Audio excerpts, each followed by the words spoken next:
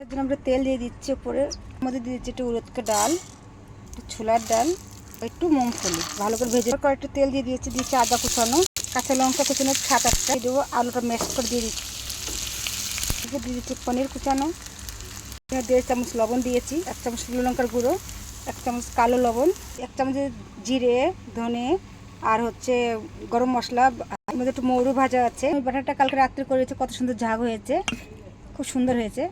দিয়ে দিচ্ছি 1 চামচ লবণ, ওটা দিয়ে ভালো করে মিক্স করে নিতে হবে। পাটা এখানে বসিয়ে দিয়েছি, বাটারটা আমি এখন দিয়ে দিচ্ছি। দেখুন এটা হয়ে গেছে, আমি এটা মাঝখানে দিয়ে দিচ্ছি পুরটা দিয়ে এরকম করলেই,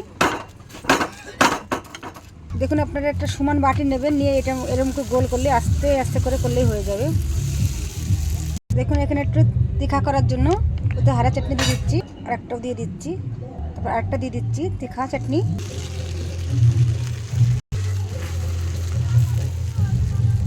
আমি একটা কিছুটা সাদা করেছি, কিছুটা তীখা করে দিলাম।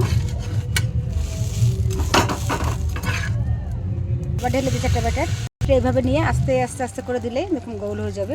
দেখুন গোল করে দিয়ে আর একটাও দিয়ে দিচ্ছি, এই চাটনিটা দিয়ে দেবো, চিলি সস ভালো দিয়ে দিচ্ছি, ভালো করে চাটনির তরকা লাগানোর জন্য সর্ষে দিয়ে দিচ্ছি, শুধু লঙ্কা 4-5টা, কারি পাত্তা, দেখুন চাটনিটাতে দিয়ে দিচ্ছি, তরকাটা বলটাতে দিয়ে দিচ্ছি একটু, এর তরকাটা দিলে স্বাদটা বেশি আসবে। দেখুন একটাতে আসি না, দুটোতে রেখেছি। দই বলটা কত সফট হয়েছে, দেখুন জল কেরম বেরিয়ে যাচ্ছে।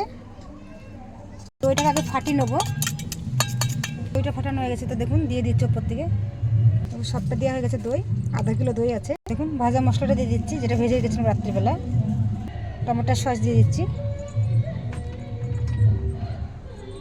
আর চাটনি দিয়ে দিচ্ছি, তরকা বানিয়েছিলাম ওটা দিয়ে দিচ্ছি।